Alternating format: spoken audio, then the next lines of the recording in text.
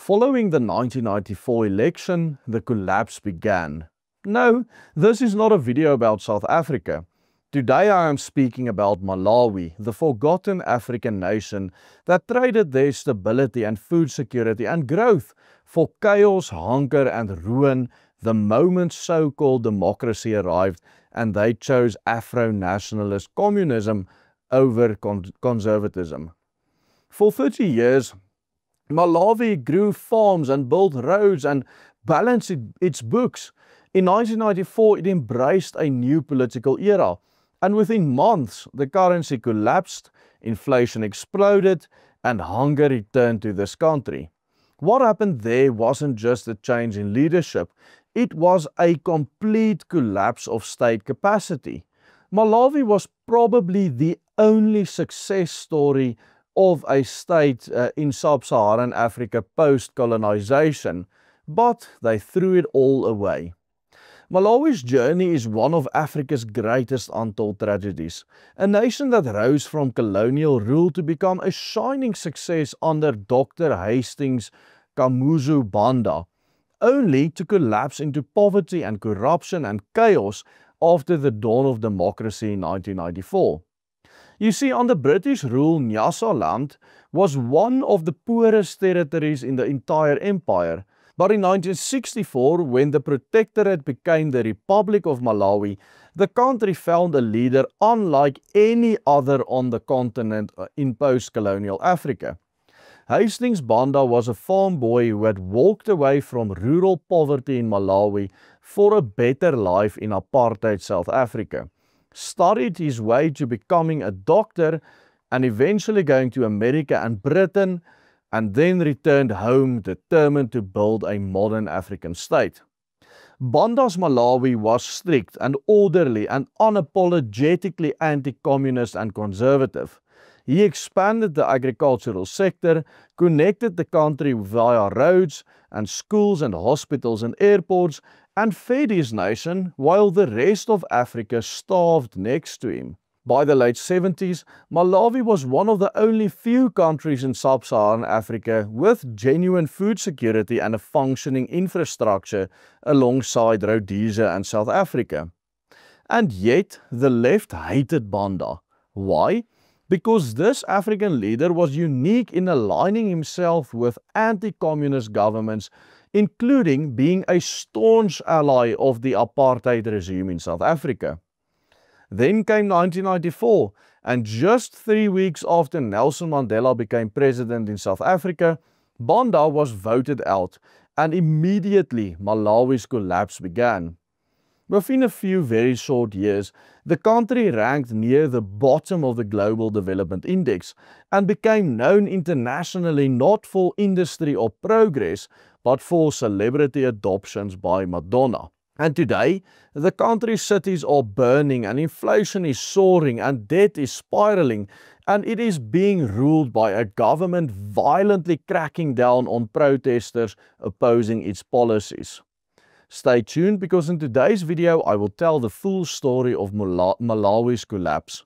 Hastings Kamuzu Banda was born in 1906 on a farm near the small town of Kasungu, located just over 200 kilometers to the east of Lake Malawi, the third largest lake on the African continent behind Lake Tanganyika and Lake Victoria. He was the son of subsistence farmers and belonged to the Chewa people, with Chichewa as his native language.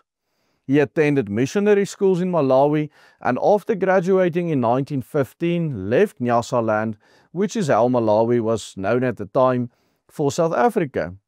He left his homeland during a time in which the country was turned on its head by an attempted revolution under the leadership of John Chilembwe, who led an armed uprising against the British colonial rule.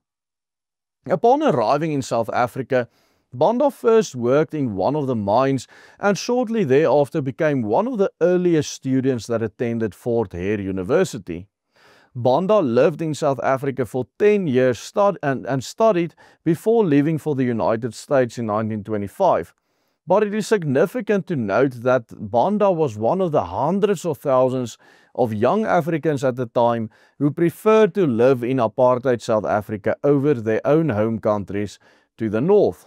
Banda left Malawi for South Africa just 2 years after Jan Smuts' government implemented the 1913 Land Act, which is widely regarded as a proto-apartheid law.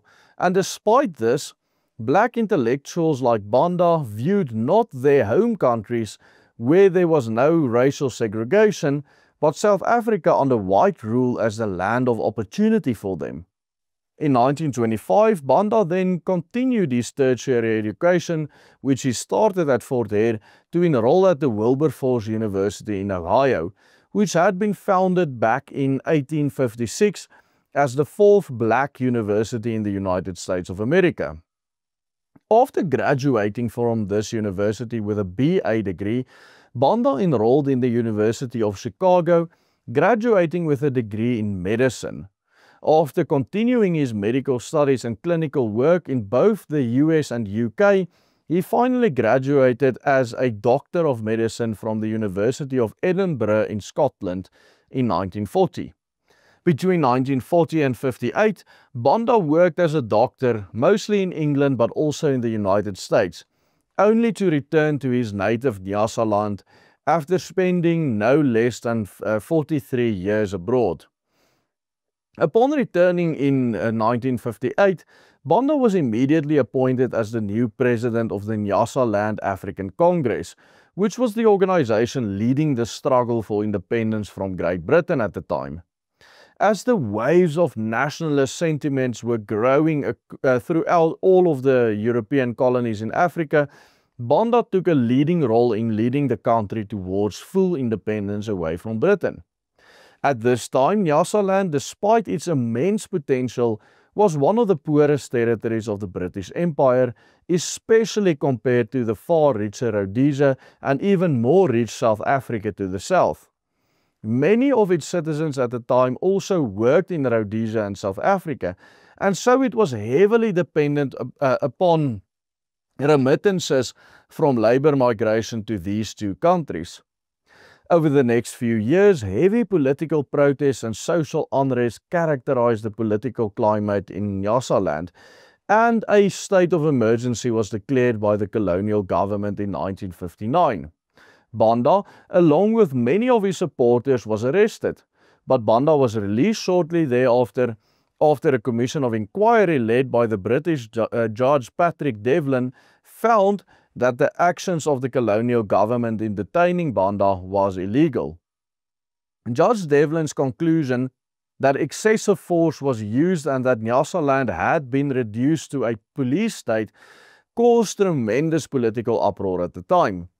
This also gave the independence movement under Banda tremendous momentum, and in 1964, the country finally gained full independence from Great Britain as the Republic of Malawi. Following its independence, Banda would serve as Malawi's head of state for the next 30 years, ruling from 64 to 94. Under Banda's authoritarian leadership, stability and progress returned to Malawi, and under his leadership, Malawi's agricultural production soared so much that by the early 70s it was considered one of the few sub-Saharan African countries with food security. The country's infrastructure was expanded, and roads, airports, schools and hospitals were built. Yet, despite his successes, Banda was considered a very controversial figure because of his authoritarian style, his refusal to ever hold democratic elections, and his support for segregationist governments in the United States and South Africa. From the early 60s, Banda positioned himself with US President Lyndon B. Johnson and against the American civil rights struggle of Martin Luther King, even openly distancing himself from King's movement to abolish segregation in America. Banda believed that King was advancing Marxist and communist ideals in the United States. In 1971, Banda also became the first black head of state to go on an official visit to the apartheid state in South Africa, where he received a truly royal welcome. President Hastings Banda of Malawi, the first black head of state ever to pay an official visit to South Africa.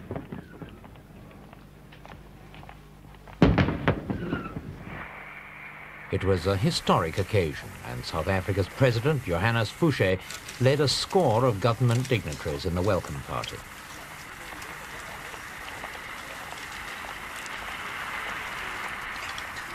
The red carpet treatment was a dramatic contrast to President Banda's last visit 50 years earlier, when he'd arrived as a penniless labourer to work in South Africa's gold mine. And so the country which had first given Banda the opportunity of a tertiary education back in the 1910s now rolled out the red carpet for the man who proved to be one of apartheid South Africa's strongest allies on the African continent.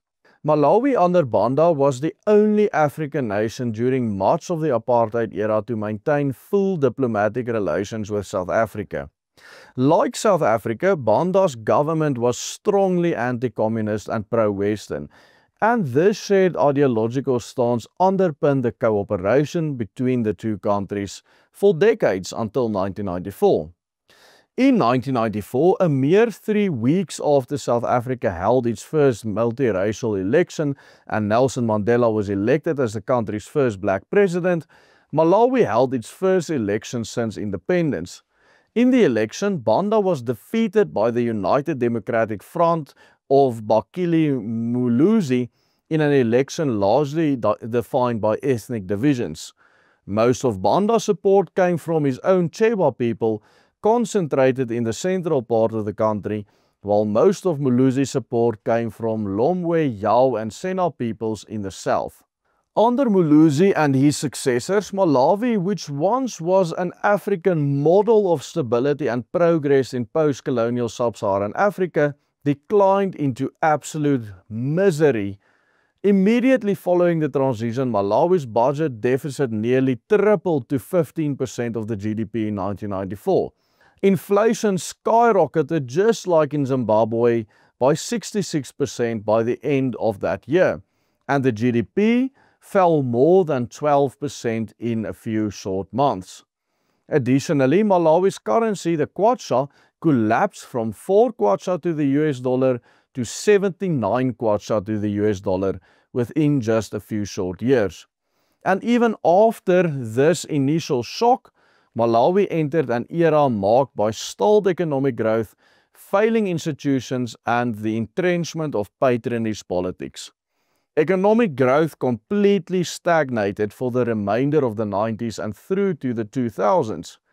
By the 2010s, the country had collapsed so far to as low as 162nd out of 179 countries in terms of its Human Development Index, and only made headlines because Madonna was adopting several children from this country. And in recent years, the country has been marked by significant socio-political unrest.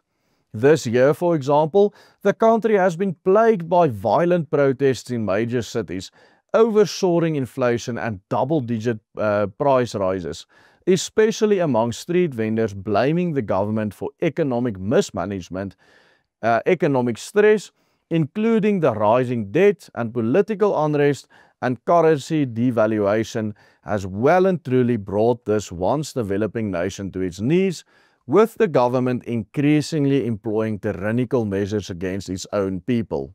This sad collapse of the nation once led by Hastings Banda is very much akin to the sad collapse of the university he once attended here in South Africa. Check out our recent video on how the Fort Hare University campus had been destroyed in the most recent violent protests by simply clicking on this link appearing on your screen right here. And remember to support our work by becoming a paid member of the Willem Petzer Group. Only with your help are we able to continue making these videos to change the hearts and minds of people. Goodbye and God bless.